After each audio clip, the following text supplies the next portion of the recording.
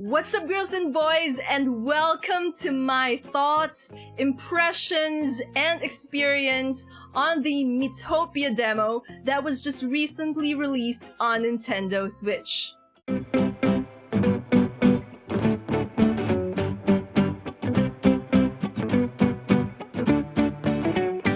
Now, I'm not new to the whole Miitopia thing. I have played it so much and wasted quite a lot of time with it before on my 3DS, and from a first glance, this seems nothing more than a 3DS port with enhanced graphics and enhanced user interface, and it does feel that way despite the couple of things that they've added. But before we dive into what those things are, let's talk about what you can expect from the Nintendo Switch version of Miitopia based on the demo, which you can now download on the eShop.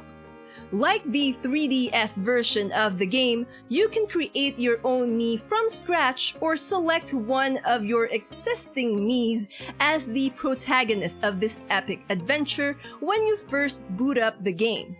There is also an option to choose a Mii lookalike from a selection of predefined Miis or copy a Mii registered from an amiibo you own. If you are hoping for a robust Mii creation tool for this game, however, you will be sorely disappointed, as the one in the game is completely similar to the built-in creator we all have on our Switches. So I personally saw no benefit to making one from scratch if you already have one, especially since the Miis you have created can be edited afterwards. Once you have created your Mii, the game will then ask you to pick a personality type for them. There are 7 types you can choose from: kind, energetic, laid back, cool, airhead, stubborn, and cautious. These personalities not only determine the type of voice your Mii has, but also the type of abilities, or what this game calls quirks, they end up learning. This is also a choice that you will repeatedly encounter as you meet the other members of your adventuring party. When you finally start your adventure, the first thing the game asks you to do is assign roles for the Miis in the initial town you encounter. And when you get to certain parts of the game, when the world map opens up and you get to visit other towns, it's something you will also have to do then. Here, you can choose again to create a Mii for each of them, but this time there is an added option for you: using other people's Miis. With this, you can create a town filled with the wackiest of characters and pairings, like pairing Shaggy from Scooby-Doo with Captain Hook as lovers, for instance. Because why not? The very next big decision you have to make, which concerns your Miis and further along the game your party members, will also come up after a few more cutscenes.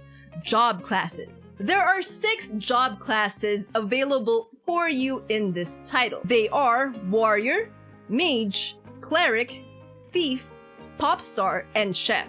Each class has their own set of strengths and weaknesses, techniques, equipment, and costumes for you to unlock. Personally, I went for the Thief because the costume reminds me of Riku's from Final Fantasy X, and because it looks both cute and cool. As for the game story, from what I can tell and what I've played, it is very similar to the 3DS version. You, as the hero of this story, gets embroiled in a battle against the Dark Lord, who has taken to stealing people's faces and placing them on monsters. You end up journeying forth in the hopes of rescuing the villagers' faces, and you end up meeting other characters along the way and building up your party. The visuals of this game are colorful and vibrant, and everything looks really good on the Switch, whether you are playing it on dock mode or on handheld mode. There are also some catchy tunes as well, some familiar while others are brand new. Gameplay-wise, it is again, similar to how it is played on the 3DS version of this title. Battles are turn-based in nature, with you only being able to control your own Mii, and party members' actions are chosen by the AI automatically.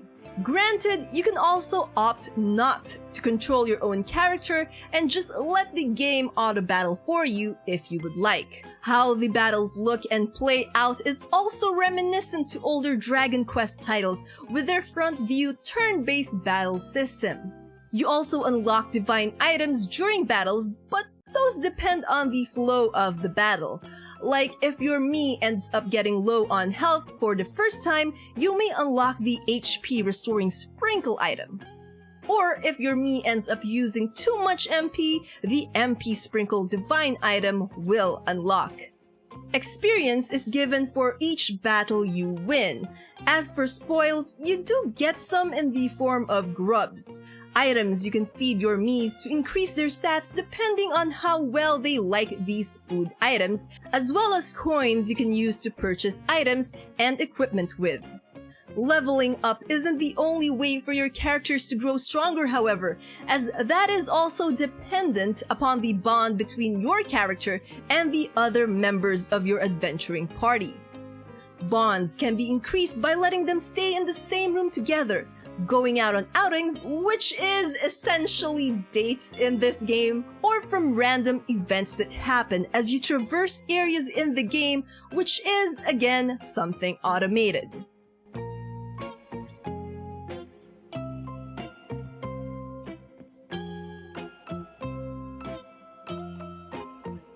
Speaking of areas, there are a lot of them you can explore, and each one ends when you reach the inn.